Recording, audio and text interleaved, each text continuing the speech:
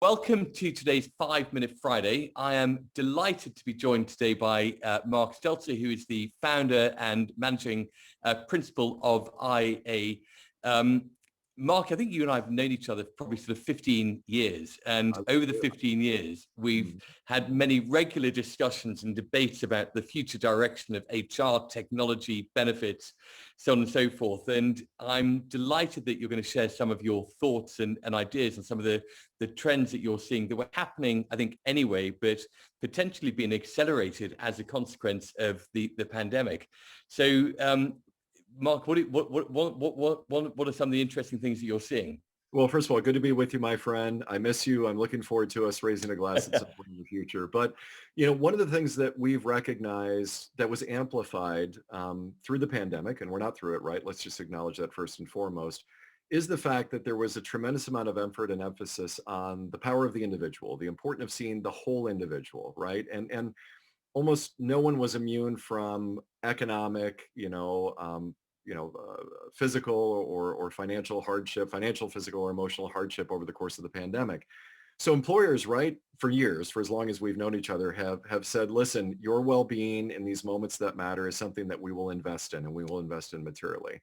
But what we're finding is super interesting is there's a gap between the theory of the paternalistic or maternalistic organization who, with goodwill and good grace and with their power of economy of scale, has gone out and assembled dozens and dozens of programs, right, across that financial, physical, and emotional well-being spectrum, and has said, listen, threading together in these moments that matter, this is what you should do. This is what you should use. This is how you should use it. And this is when you should use it. But what we even self-discovered for our own team is there was a significant gap in the utilization of those programs, the applicability of those programs, and even the effectiveness, because we were still missing what might be unique and bespoke to an individual's experience. And so what we did effective this year, just for our own firm, and we're starting to talk to our clients who tend to be large and global, as you know, about the fact, do we need to go back to this notion that's been bandied about for some time around a defined contribution strategy, where we as employers make a fixed investment, right? Dollars, euros, pounds, whatever currency we're in. We make that fixed investment. We say, listen, every single year, this is how much we're going to put forward to this whole category of well-being. You, Chris, are in the strongest position of knowing the best applicability of our group purchase programs. But if there is a gap, if there is money left between what we've invested in you and what's appropriate to your unique circumstances, we should reimburse you for that. Maybe that's holistic well-being. Maybe you're going to do a road race. You're going to buy a new, kite surfing rig for you and your kids, right? Exactly, whatever it may be.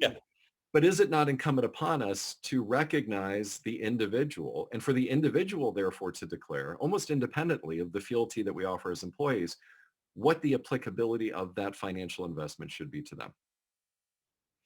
And as a consequence, we're simplifying benefit arrangements massively. We're not having to spend so much time designing them and trying to guess what people need, but potentially